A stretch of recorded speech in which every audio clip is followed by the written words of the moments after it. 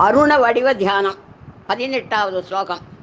தனுர்ச்சாயா வீஸ்தே தருணதருணிகி ஸ்ரீசரணிபிகி திவம் சர்வாமூர்வி அருணிமணிமத்யானாம் ஸ்மரதி யஹ பவந்தஸ்ய த்ரஸ்ய வனகரிணசாலீனநயனா வசோபிர்வாக்தேவி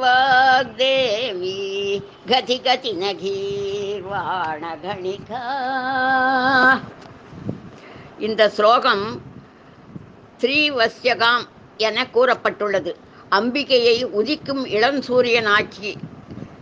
இளம் சூரியனுக்கீடான சிவந்த வண்ணமும் ஒளியும் பொருந்திய தேககாந்தியுடையவளாய் தியானிக்கும் போது தேவருலகம் மட்டுமல்லாது பூ உலகம் முழுமையும் அவளது சிவந்த ஒளி பெரும் வெள்ளத்தில் மூழ்கிவிட்டது போன்று தோற்றமளிக்கும்.